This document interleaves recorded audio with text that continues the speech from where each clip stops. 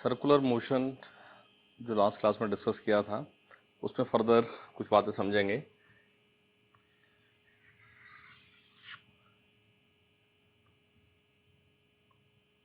क्योंकि ये भी एक example of motion in plane है, तो एक्स वाई प्लेन आप मान सकते हैं ये सेंटर। लेकिन जैसे किसी इंस्टेंट पर ऑब्जेक्ट यहां है तो टेंजेंशियल डायरेक्शन में उसकी लीनियर वेलोसिटी है, राइट। और ये linear velocity v actually ds by dt है। ds is a small path traveled along the tangent। लेकिन जब भी ये ds ट्रेवल होगा तो सेंटर पर एक स्मॉल एंगल d थीटा हम मान सकते हैं कि जब ये रेडियस, ये पाथ एक इनफाइनाइट स्मॉल ds पाथ, तो यहां पर एक स्मॉल एंगल का डिफ्लेक्शन d थीटा। अब क्योंकि सर्कल में ये जो आर्क होती है, अगर उसकी लेंथ l है और रेडियस r है तो l अपॉन r थीटा होता है। ये हमारे पास सर्कल का रिजल्ट है मैथ से। That if length of arc is l, radius r, तो सेंटर पर उस आर्क का जो एंगल सबटेंडेड है, देख लें यहां इस तरह से, ये लेंथ अगर l है, रेडियस r, तो ये सेंटर पर angle subtended theta, what is that, l by r। तो यहां ये स्मॉल लेंथ क्या है, ds, और ds अपॉन r को लिख सकते हैं d थीटा, यानी ds जो है वो r टाइम्स d थीटा है। तो अगर by dt on both sides कर दें तो ds by dt is v, और इस d थीटा बाय dt को angle covered at the centre every second, इसको सर्कल में एंगुलर वेलोसिटी बोलते हैं, एंगुलर वेलोसिटी, और ये है denoted by omega, denoted by omega.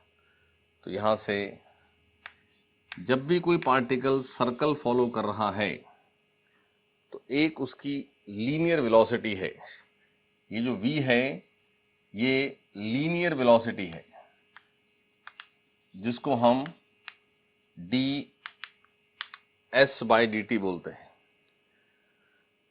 और एक साथ में एंगुलर वेलोसिटी डिफाइन होती है which is d theta by dt।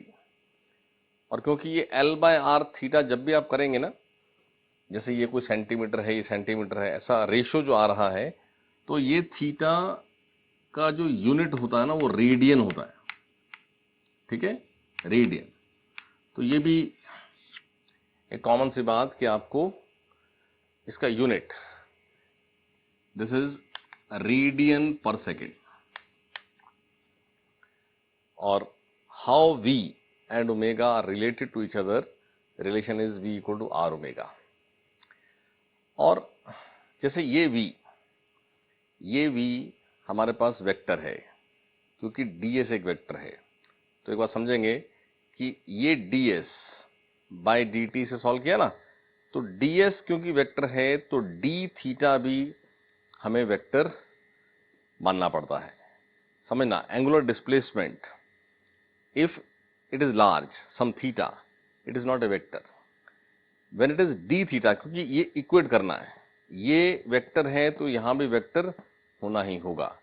तो d theta is a vector but theta is not a vector, ये एस्पेक्ट याद कर लें आप। तो angular velocity omega is A vector, but जैसे अगर थीटा अपॉन टी लिखें तो ये होगा average angular velocity, average angular velocity.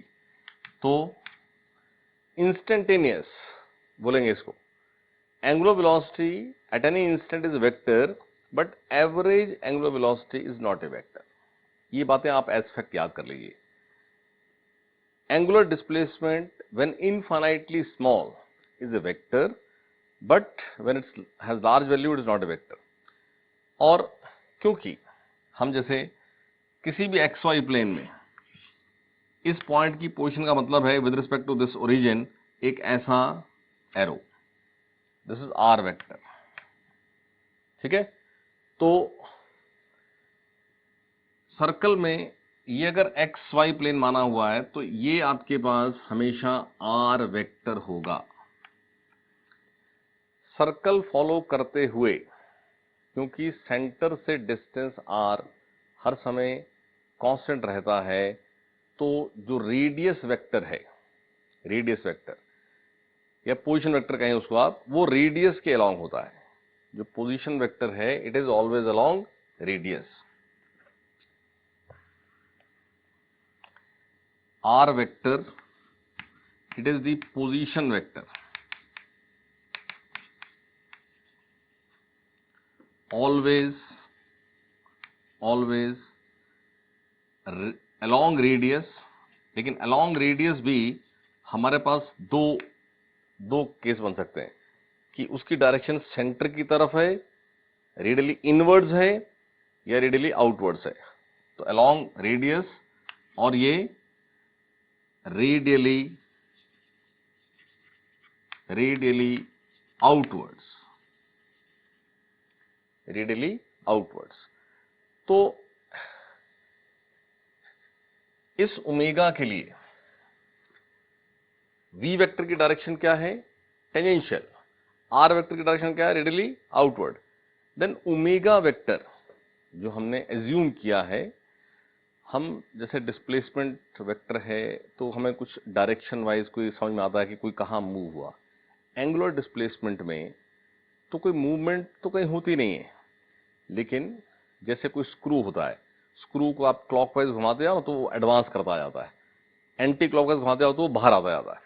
तो just for the sake of convenience ऐसा बनाया गया है कि जो ओमेगा वेक्टर है ये हमेशा सर्कल जो फॉलोड हो रहा है उसकी जो एक्सिस है which is normal to the plane of circle उसके अलोंग होता है। और अगर वो क्लॉकवाइज है तो वो इनटू द प्लेन होता है, इनवर्ड। क्योंकि क्लॉकवाइज मींस स्क्रू क्लॉकवाइज घूमता है तो एडवांस करता है, आगे को चलता है, एंटी क्लॉकवाइज खुलता है तो बाहर को आता है। तो यहां ओमेगा वेक्टर की डायरेक्शन थोड़ा सा हमें समझ लेनी है कि omega vector has direction normal to the plane of circle and is along axis of circular motion, along axis of circular motion। Centre से पास होने वाली वो लाइन जो normal to the plane of circle होती है उसको axis of circle बोलते हैं। तो ये कहाँ है? along axis of circular motion। और ये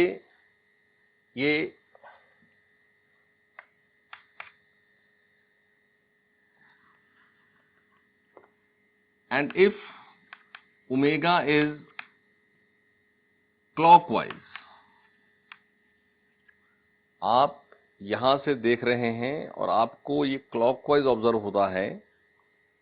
if omega is clockwise then its direction is normally inwards. जैसे यहां ये x था और ये y था, राइट? तो z axis is the axis of circular motion. तो अगर ये क्लॉकवाइज सर्कल फॉलो हो रहा है तो ओमेगा वेक्टर की डायरेक्शन है नेगेटिव z एक्सिस, और अगर एंटी क्लॉकवाइज फॉलो हो रहा है तो ओमेगा वेक्टर की डायरेक्शन है पॉजिटिव z एक्सिस। ये बात ओमेगा के लिए आप एज रिजल्ट याद रखेंगे। और अगर ओमेगा वेक्टर एंटी मतलब ओमेगा वेक्टर तो नहीं, ओमेगा चेक करते हैं ना, clockwise anti clockwise. If omega is anti clockwise यानी circle followed is anti clockwise, if circle followed is clockwise, circle followed is anti clockwise, then its direction is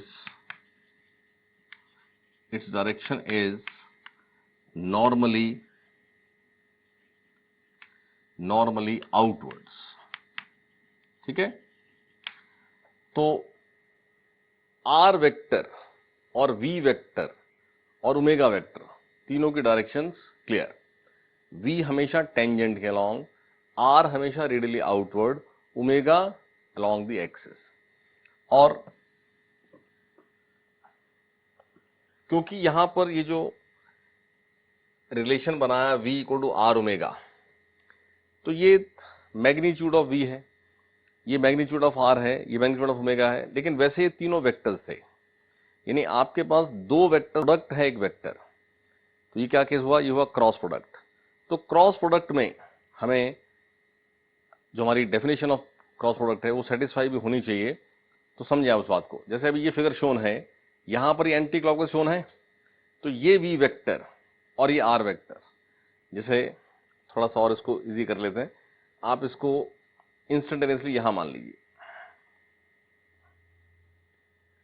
यहां मान लीजिए, so that जो आपका r vector है वो i cap हो, r vector is i cap, और v वेक्टर क्या है, v वेक्टर टेंजेंट ये आ गया, ये क्या हो गया j कैप, और ये है क्या एंटी क्लॉकवाइज।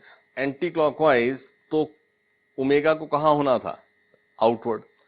तो किस तरह से, एक तो ये समझो कि आर वेक्टर वी वेक्टर हमेशा है परपेंडिकुलर, और ओमेगा वेक्टर भी इनके प्लेन के परपेंडिकुलर। तो एक तो ये समझेंगे कि r vector v vector and omega vector in circular motion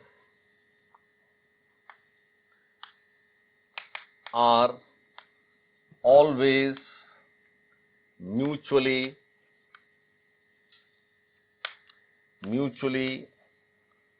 perpendicular, are always mutually perpendicular। और यहां v इज आर ओमेगा, यानी अगर मैं r क्रॉस ओमेगा करूं तो it is r omega sine 90, sine 90 is 1। तो v vector can be written as r cross omega, क्योंकि magnitude यही बनेगा। लेकिन अब देखिए आप, r वेक्टर कहां है, i कैप, ओमेगा इस एंटी क्लॉकवाइज से कहां है, पॉजिटिव z, और i क्रॉस k होता है माइनस j, जबकि हमारे पास v आ रहा है प्लस j। तो यहां से याद रखना है कि जब भी वेलोसिटी वेक्टर एक्सप्रेस करना है एज क्रॉस प्रोडक्ट, तो कभी भी r क्रॉस ओमेगा नहीं लिखना है, ओमेगा क्रॉस r लिखना है, तो ही जो डायरेक्शंस हमारे पास हैं वो डायरेक्शन सेटिस्फाई होती हैं। तो ये तो मैग्नीट्यूड्स को रिलेट करना है, r ओमेगा लिखो ओमेगा r लिखो एक ही बात है, बट वेक्टर रिलेशन क्या है, ओमेगा क्रॉस r। कभी भी r क्रॉस ओमेगा नहीं लिख देना गलती से।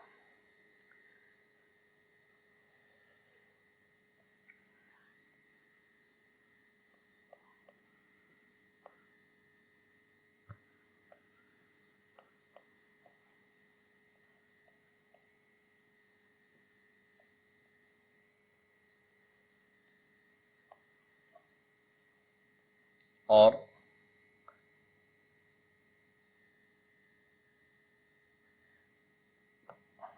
उस केस को डिस्कस करें एक बार। देखो वैसे तो किसी भी केस में एक्सेलरेशन एक्टिंग हमेशा हमें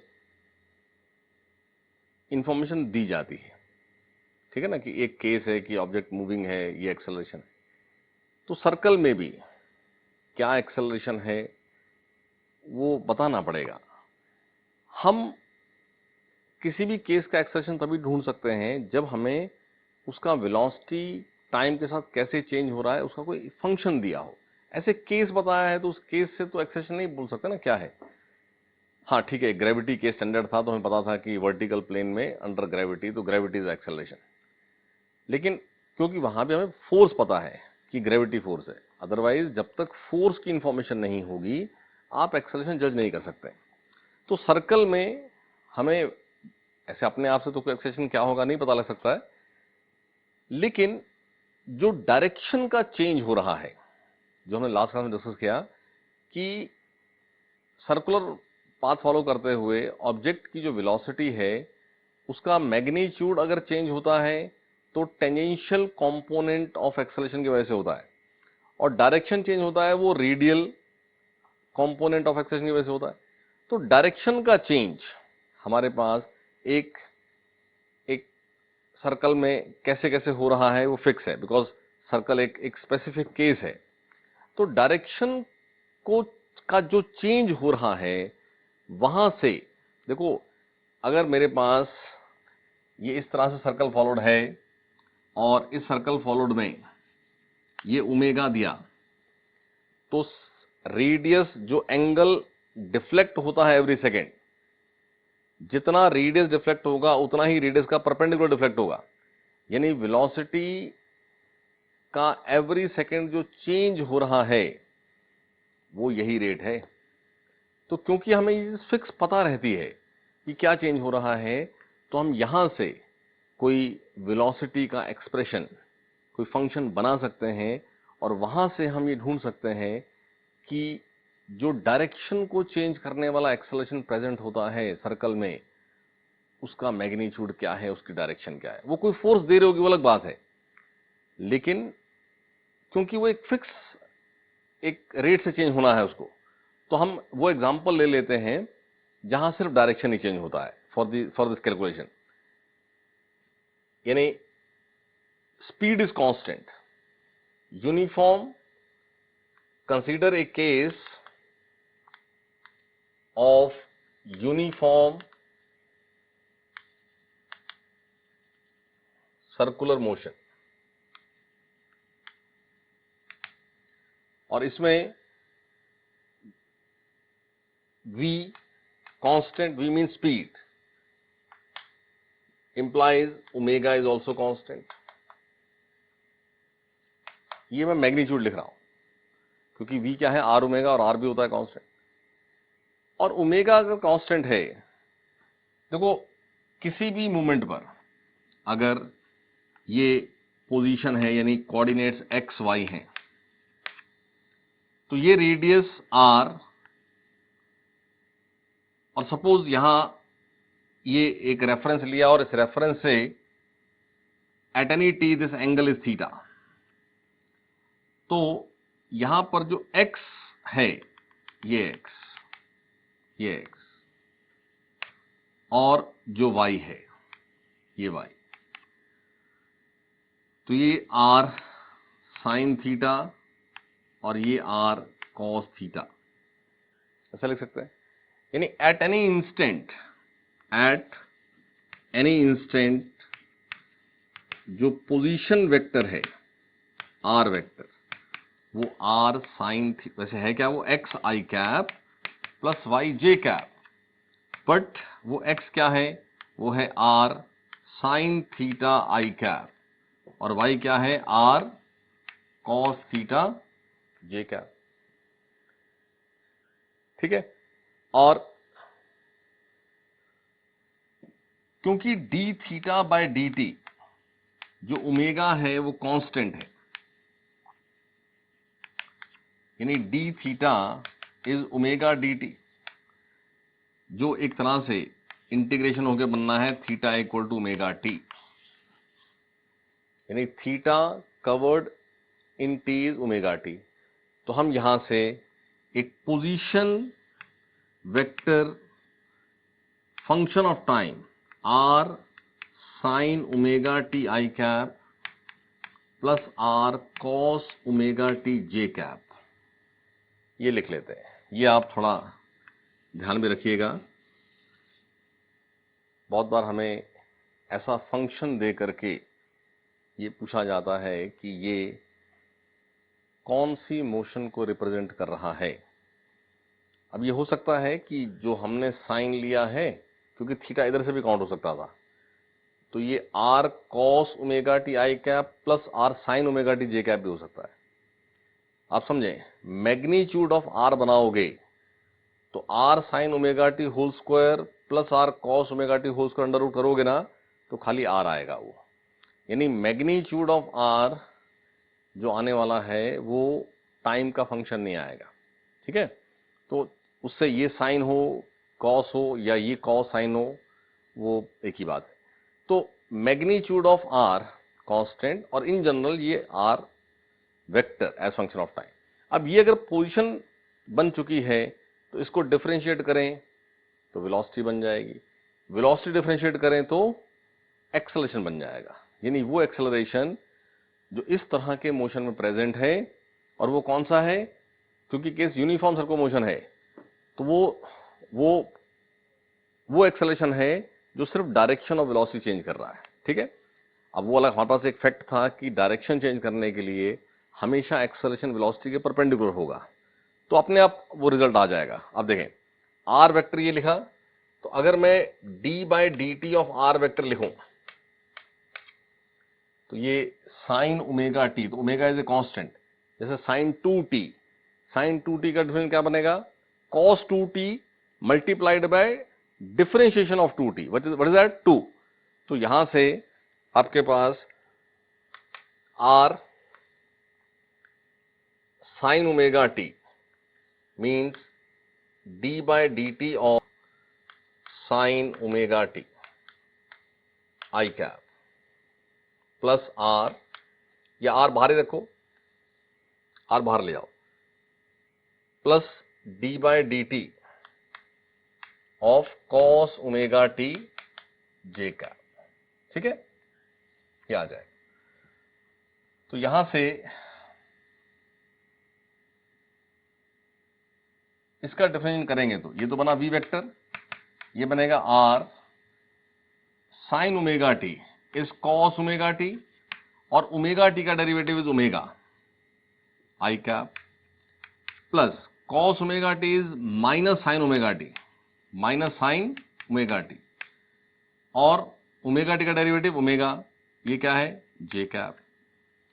तो v वेक्टर बनता है r ओमेगा, बाहर ले जाओ, cos omega T I cap minus sign omega T J cap,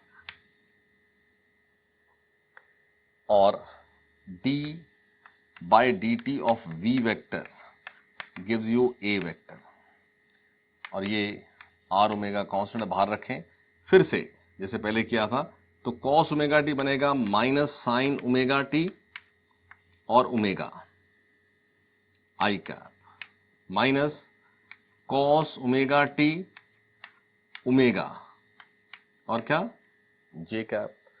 तो यहां से ए वेक्टर आ रहा है, ओमेगा फिर कॉमन बाहर आ जाएगा, ये बन जाएगा ओमेगा स्क्वायर आर, और अंदर आ जाएगा minus sign omega T I cap minus cos omega T J cap. ठीक है, जिसको फर्दर लिखें तो ए वेक्टर इज, ये माइनस बाहर ले लो, माइनस ओमेगा स्क्वायर, और मैं आर अंदर लेके जा रहा हूं, R sine omega T I cap plus R cos omega T J cap, और ये आपके पास आर वेक्टर है। तो acceleration vector is minus omega square R vector, acceleration vector is minus omega square R vector, यानी magnitude of acceleration present in uniform circular motion एक fix value है, और वो है ओमेगा स्क्वायर आर, और direction of this A vector is negative of r vector. R vector है radially outward, तो negative of r vector हुआ radially inward, तो रेडियली इनवर्ड यानी रेडियस के अलॉन्ग, रेडियस के along means normal to velocity. तो ये बात प्रूव हुई जो हमने इनिशियली एज फैक्ट एक बात नोट की थी कि वो एक्सेलरेशन जो डायरेक्शन ऑफ वेलोसिटी चेंज करता है वो हमेशा परपेंडिकुलर टू वेलोसिटी होता है। तो इस यूनिफॉर्म सर्कुलर मोशन में जब हमने पोजीशन टाइम फंक्शन बना करके डिफरेंशिएट करते हुए ए ढूंढा तो वो बात प्रूव हुई कि वो एक्सेलरेशन रेडियस के ही अलोंग है, यानी कि परपेंडिकुलर टू वेलोसिटी है। और इस केस में स्पीड चेंज हो नहीं रही, तो टेंजेंशियल एक्सेलरेशन तो जीरो है। तो हमने तो खैर ये नेट ही ढूंढा है, ये हमने तो नेट ही ढूंढा है, लेकिन वो नेट क्या है, इट्स ओनली रेडियल। तो सर्कुलर मोशन में ये एक स्टैंडर्ड रिजल्ट है कि डायरेक्शन को चेंज करने के लिए जो एक्सेलरेशन होता है सर्कल में, उसका मैग्नीट्यूड हमेशा ओमेगा स्क्वायर आर होता है। डेफिनेटली ये एक्सेलरेशन कोई फोर्स प्रोवाइड करती होगी और सर्कल फॉलो हो रहा है, ये केस है, तो अंडरस्टूड है कि सेंटर की तरफ हर मूवमेंट पर एक एक्सेलरेशन प्रेजेंट है, रेडियल कंपोनेंट। इसका मतलब रेडियस के अलोंग कोई ना कोई फोर्स भी जरूर प्रेजेंट होगी सर्कल में, क्योंकि एक स्टैंडर्ड बात है, हर सर्कल में वैलिड रहेगी। तो उसका नाम रखा गया है सेंट्रीपीटल एक्सेलरेशन। वो एक्सेलरेशन जो टुवर्ड सेंटर एक्ट होता रहता है while following circle, it is known as centripetal acceleration। और जो भी फोर्स ये एक्सेलरेशन प्रोवाइड कर रही होती है that is known as centripetal force। In addition to this, when it is a case of non-uniform circular motion, तो speed किस रेट से चेंज होगी वो तो कुछ फिक्स है ही नहीं, उसका तो कुछ भी रेट हो सकता है। तो वो हमारे पास कोई कैलकुलेशन का मेथड नहीं है, वो आप तो क्वेश्चन में बताया जाएगा कि speed is changing at this rate, लेकिन डायरेक्शन का चेंज का जो रेट है वो हमने एक रिजल्ट बना लिया। यानी अगर case non uniform circular motion का भी हुआ जिसमें ये ओमेगा हर समय बदलती होगी क्योंकि v बदलती होगी, तो भी हर मूवमेंट पर जो ओमेगा है उस ओमेगा से ये सॉल्व होगा। रेडियल एक्सेलरेशन, सेंट्रीपिटल एक्सेलरेशन, दोनों ही टाइप के मोशंस में, चाहे वो यूनिफॉर्म सर्कुलर मोशन हो या नॉन यूनिफॉर्म सर्कुलर मोशन हो, वो ओमेगा स्क्वायर आर ही होता है। हाँ, यूनिफॉर्म सर्कुलर मोशन में ओमेगा हर समय कांस्टेंट ही है, तो इसका मैग्नीट्यूड भी कांस्टेंट ही है। But non uniform circular motion में हर मूवमेंट पर ओमेगा बदल रही होती है, जिसकी वजह से इसका भी मैग्नीट्यूड बदल रहा होता है। ठीक है, ये सारी बात एज फैक्ट एज रिजल्ट याद रखनी है। और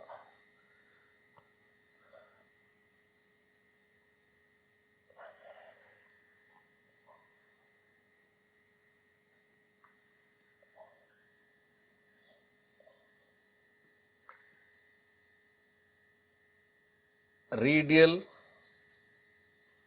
acceleration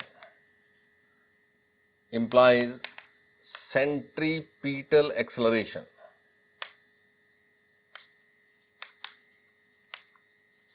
ठीक है, and directed along radius towards center, directed along radius toward centre, और इसको हम ए आर ऐसा ही लिखते हैं, a radial. And a radial का magnitude omega square r, omega square r ना, क्योंकि ओमेगा वी बाय आर है तो इसको आप v by r square into r भी लिख सकते हैं। तो ये वी स्क्वायर बाय आर भी लिखा जा सकता है। रेडियल एक्सेलरेशन का मैग्नीट्यूड ओमेगा की टर्म्स में ओमेगा स्क्वायर आर, वी की टर्म्स में वी स्क्वायर बाय आर, ये हमेशा ध्यान रखें। और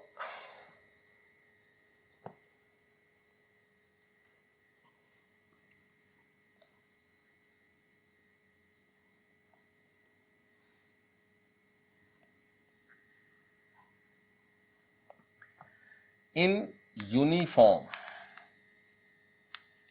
circumlocution, only a radial is present. ठीक है, and a tangential is absent. A tangential is absent, or implies net acceleration is a radial only. In non-uniform circular motion,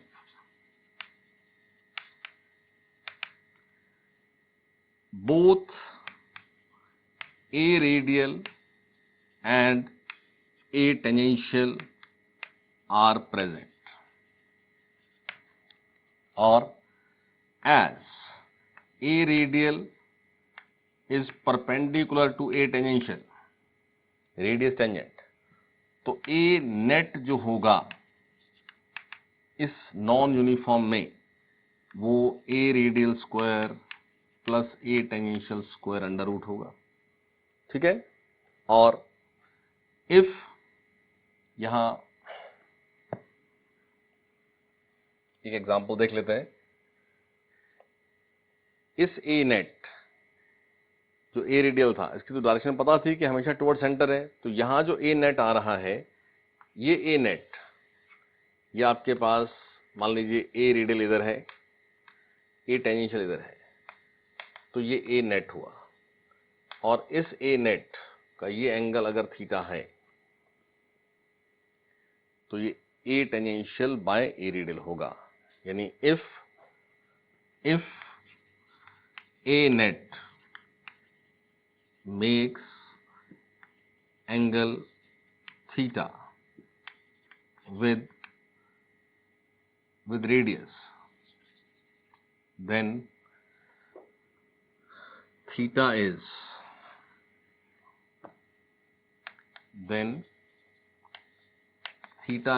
tan inverse a tangential upon a radial. Tan inverse a tangential by a radial. और चाहे case ये है चाहे ये है, a radial का magnitude या तो ओमेगा स्क्वायर आर या तो v स्क्वायर बाय आर. यानी इस यूनिफॉर्म सर्कुलर मोशन में v एक कांस्टेंट वैल्यू है, तो ये मैग्नीट्यूड कांस्टेंट है, ओनली मैग्नीट्यूड कांस्टेंट है, डायरेक्शन कांस्टेंट नहीं है. जब रेडियस के अलोंग रहना है इसको, और रेडियस तो हर समय चेंजिंग है, रेडियस वेक्टर की डायरेक्शन हर समय चेंजिंग है. और ए रेडियल वेक्टर की डायरेक्शन क्या सॉल्व की हमने, नेगेटिव ऑफ आर वेक्टर. तो समझना ये मैग्नीट्यूड कांस्टेंट है, डायरेक्शन कांस्टेंट नहीं है. यानी ओवरऑल बात करें तो ये वेक्टर चेंजिंग है विद टाइम, चाहे केस यूनिफॉर्म हो चाहे नॉन यूनिफॉर्म हो. नॉन यूनिफॉर्म में हर समय v बदलेगा तो हर समय इसका मैग्नीट्यूड बदलेगा, लेकिन मैग्नीट्यूड की कैलकुलेशन करनी होगी तो वो v स्क्वायर बाय आर से ही होगी. ठीक है, और ए टेंजेंशियल का मतलब है rate of change of speed, rate of change of speed. ये ए टेंजेंशियल का मॉड क्या है, तो d by d t of mod v, rate of change of speed. ठीक है, इज ए टेंजेंशियल. तो हमें इस एक्सेलरेशन की जो सारी बात डिस्कस की है इसको लेकर के ही बहुत कॉमन क्वेश्चंस सर्कल में बन जाते हैं. जैसे एक एग्जांपल नोट करें, that an object is following circle of radius, object is following circle of radius 2 metre, radius 2 metre. its speed is increasing at the rate of 4 meter per second square.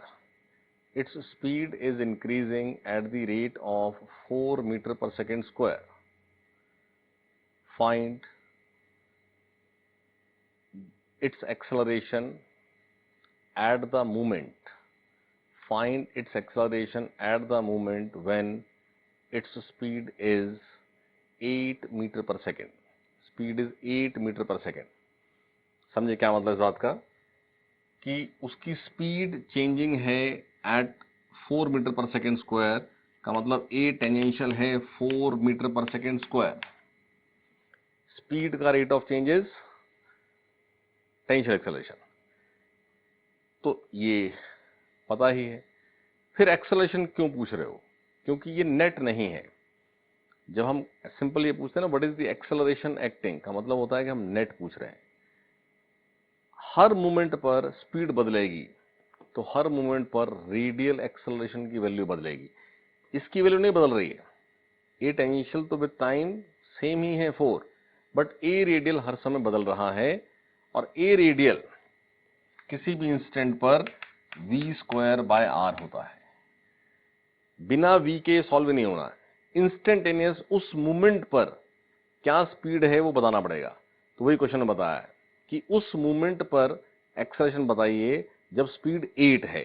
8 है मतलब ये 8 square by are है 2, तो ये आपके पास 32 आ गया. ए radial है 32 metre पर सेकेंड स्क्वायर.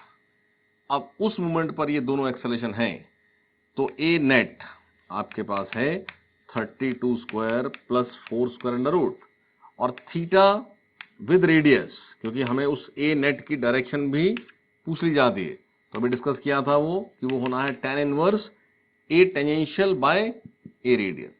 तो ये आपके पास 4/32 tan inverse 1/8. Clear?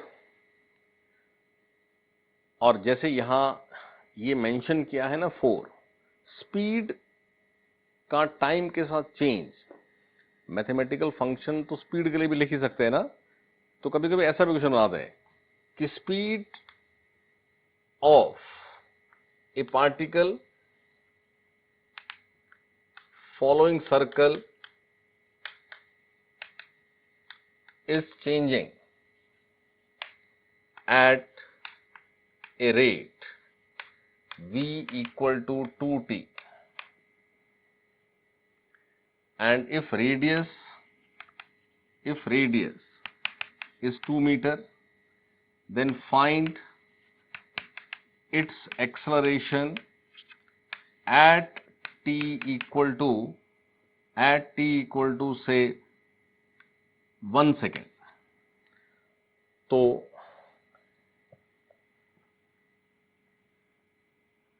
A tangential is rate of change of speed.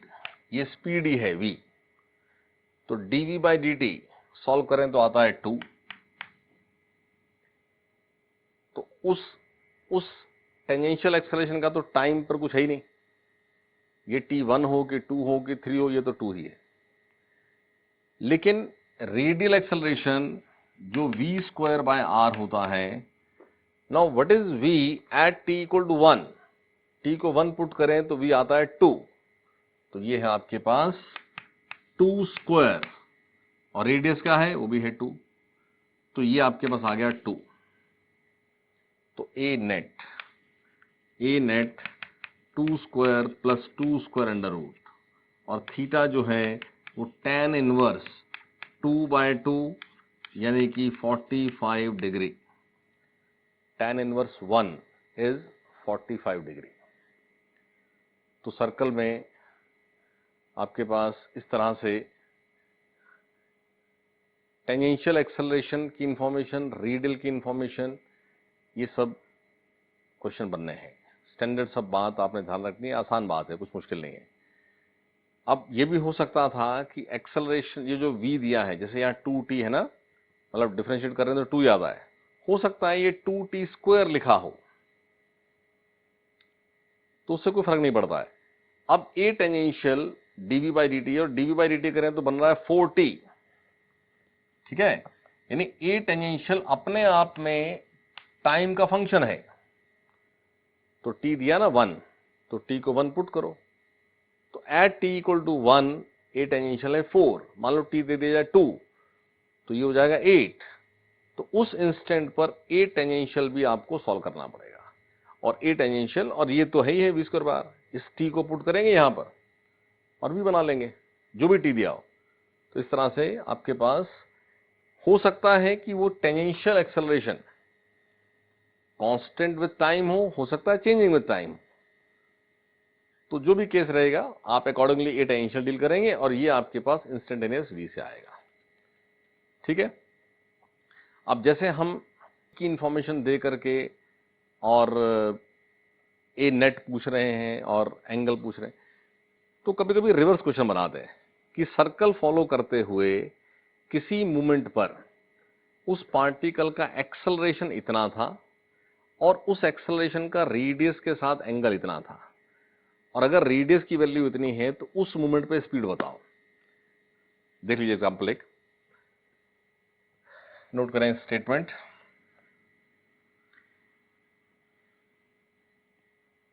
The acceleration of particle following circle, acceleration of particle following circle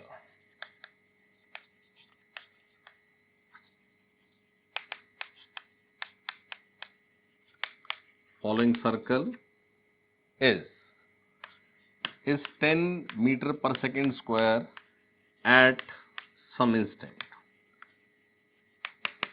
and if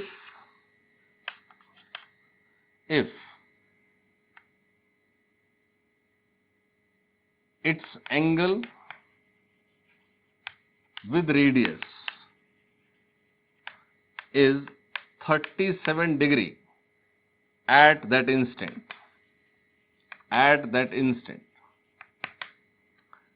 then find its speed at that instant if radius is 2 metre. तो ये circle,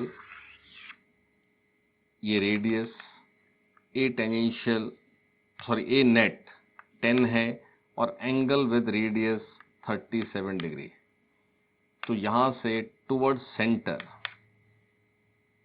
जो component है radial component वो 10 cos 37 है, और अगर आप tangential component भी बनाना चाहें तो 10 sin 37 टेंजेंशियल कंपोनेंट है।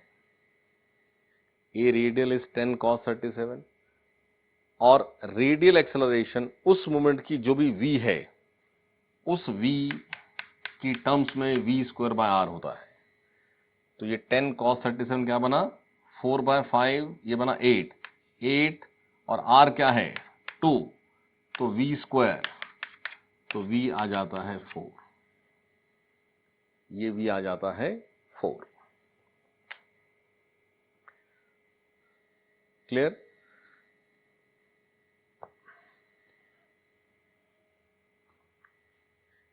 और जिस समय नॉन यूनिफॉर्म सर्कुलर मोशन है तो स्पीड चेंजिंग है। स्पीड चेंजिंग है का मतलब ओमेगा भी चेंजिंग है ना। तो जैसे rate of change of angle with time का एक नाम था एंगुलर वेलोसिटी, तो rate of change of angular velocity with time को भी बोलते हैं एंगुलर एक्सेलरेशन, और उसको डिनोट करते हैं अल्फा से, यानी D omega by d T, it is angular acceleration, और ये डिनोट होता है अल्फा से। और v is r omega, relation how magnitudes are related। तो dv by dt स्पीड है, स्पीड का रेट ऑफ चेंज क्या बनेगा ए टेंजेंशियल, और r तो बदलता ही नहीं टाइम के साथ बट ओमेगा बदल रही है, तो d ओमेगा बाय dt। तो a tangential is r alpha. अब दोनों ही चीजें समझें आप, जैसे स्पीड का फंक्शन दे सकते हैं तो ओमेगा का भी फंक्शन दे सकते हैं। मतलब जिसका स्पीड दिया है 2t,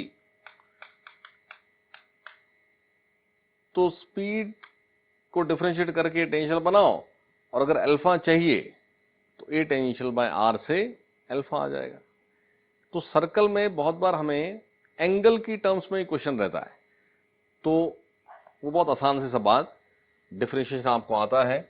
जैसे मैं आपसे ये कहूं कि angle rotated theta is changing with time as 3t² plus 2t plus 4, तो d theta by d t आपको ओमेगा दे देगा 6t प्लस 2।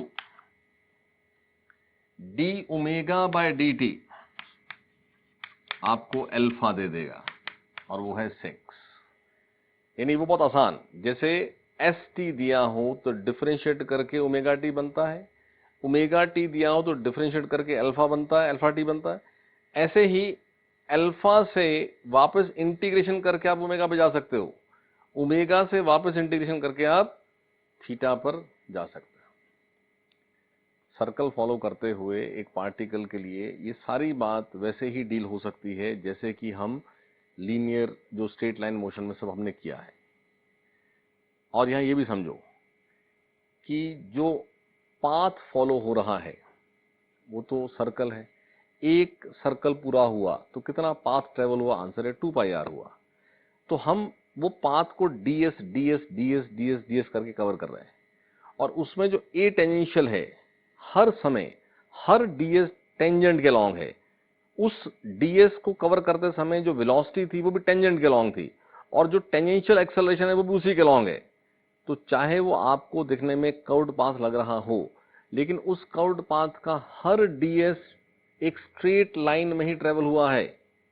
अरे समझे, हर समय ए टेंजेंशियल आपको नोन है, तो आप अगर वो ए टेंजेंशियल कांस्टेंट है तो स्पीड के लिए आप वो सब यूज कर सकते हैं जो आपने यूनिफॉर्म एक्सेलरेशन में यूज किया है, v equal to u plus a t, ठीक है, v square minus u square equal to 2as। लेकिन s अब यहां पर पाथ लिया जाएगा जो सर्कल पर है। तो यहां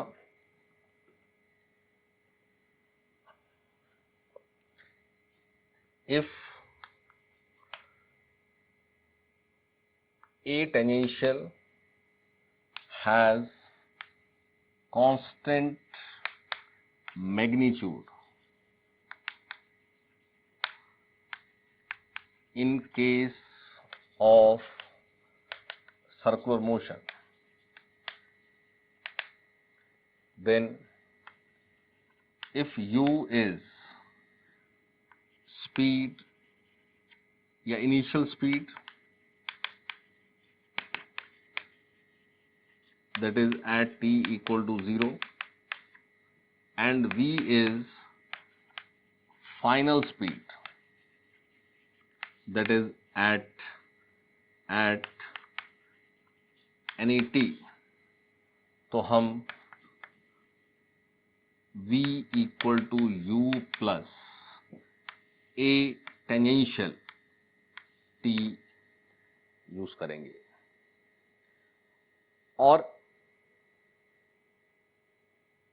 अगर मैं s equal to u t plus half a tangential t square लिखूं, तो उसमें जो s होगा, s is the path along circle. मतलब कंफ्यूज नहीं होना है, वहां हमने जो 1D किया है ना, वहां वो डिस्प्लेसमेंट होता था, ये पाथ है यहाँ, क्योंकि हम यहाँ मैग्नीट्यूड से डील कर रहे हैं। यानी अगर मान लो कहा जाए कि पार्टिकल ने एक सर्कल पूरा किया, तो सर्कल पूरा किया तो जहां चला वहीं आ गया, तो आप कहें तो डिस्प्लेसमेंट 0 था। डिस्प्लेसमेंट नहीं है ये, क्योंकि ये ए टेंजेंशियल यूज हो रहा है यहाँ पर, ये टेंजेंट के अलॉन्ग कवर होने वाले पाथ की बात हो रही है। वो पाथ 2πr है, वो पाथ 1 सर्कल पूरा किया तो 2 पाई आर है, 2 सर्कल पूरे, 2 रोटेशन पूरे किए तो 2 टाइम्स 2 पाई आर है, and like that. Even you can use v square minus u square equal to 2a tangential s. और ये s क्या है? s is the path along circle implies s is r times theta. जितना theta cover हुआ है s उसका r times है. अगर मान लो कहा कि हाफ रोटेशन ही हुआ तो थीटा पाई है. मान लो कहा कि बस सेंटर पर 60 डिग्री एंगल ही कवर हुआ तो थीटा पाई बाय 3 है. ऐसा करके एस ढूंढेंगे और वो एस यहां पुट होगा, जहां भी चाहिए वहां पुट होगा. मतलब आपको बहुत बार इन सब की नीड हो जाती है. जैसे देख लेते एग्जांपल एक. A particle starts from rest. A particle starts from rest, moving in a circle. A particle starts from rest, moving in a circle of radius, moving in a circle, radius नहीं दिया, moving in a circle, moving in a circle, and its speed is increasing. Its speed is increasing at a constant rate of 2 meter per second square. Speed is increasing at a constant rate of 2 meter per second square. Find its acceleration.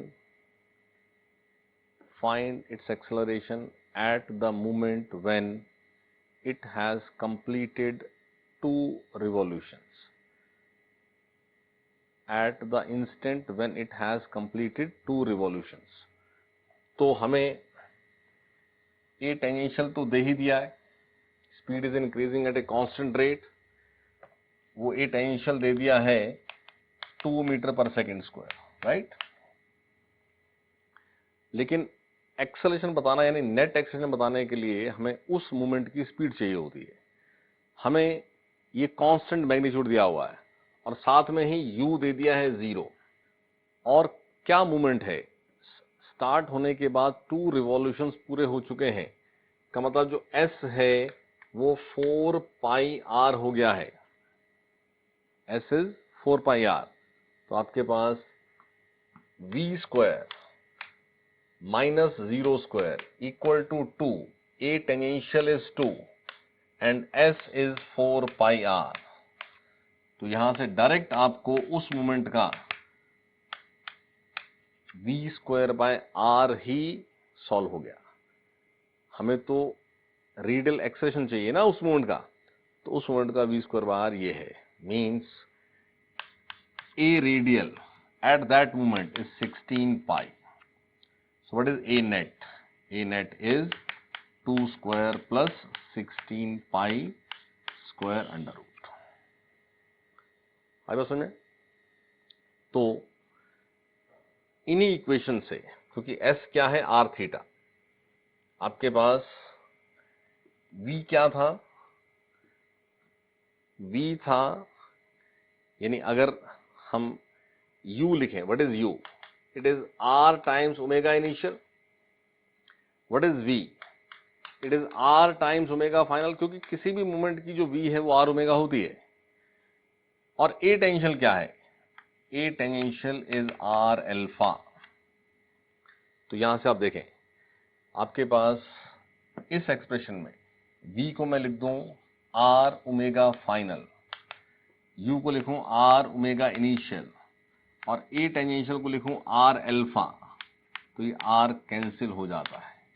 So omega final is omega initial plus alpha T. जैसे v final is equal to u initial plus a T. Now what is a is a tangential. ऐसे ही omega final is equal to omega initial plus alpha T. हमें कोई alpha दे करके और ये सब question बनता है. सिमिलरली इस इक्वेशन में भी s को लिखा r theta, s is r theta, और ut is r omega initial t. Plus half are alpha T square, तो ये आर कैंसिल, तो theta is omega initial T plus half alpha T square. ये आपके पास एक equation. और ऐसे ही इसके लिए भी V is r omega final minus r omega initial, it is 2 A tangential is R alpha and S is R theta। तो आप देखेंगे कि ये R स्क्वायर है, ये R स्क्वायर है, यहां भी R स्क्वायर बन गया।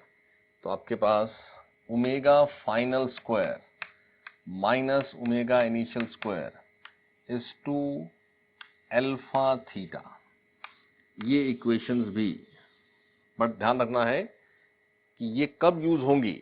ये यूज हम कर रहे थे when A tangential has constant magnitude. तो ऐसे ही ये सब तब यूज होनी है when alpha is constant.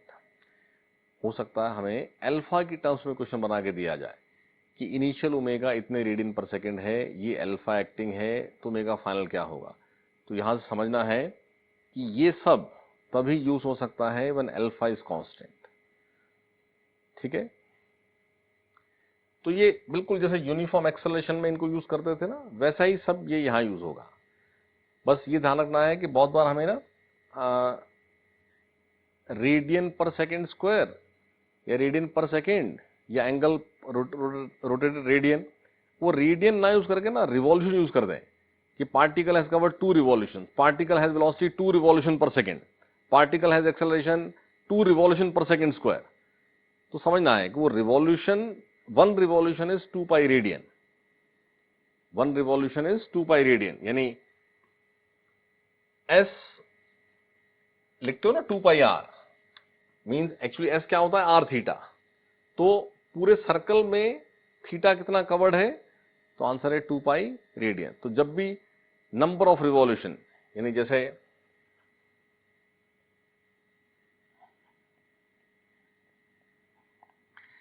If n is the number of revolutions, ठीक है ना, तो s क्या होना है, ये 2 पाई n होना है। ऐसे ही अगर f is the number of revolutions per second, उसको बोल देते फ्रीक्वेंसी ऑफ रिवॉल्यूशन। तो पर सेकेंड कितना angle rotated, 2 pi into F, तो omega, omega is 2 pi F. तो बहुत बार हमें ऐसा नंबर दे देते हैं, तो आप उस नंबर से एस भी रिलेट कर सकते हो, उस नंबर से ओमेगा भी रिलेट कर सकते हो। ठीक है, दैट्स ऑल फॉर टुडे।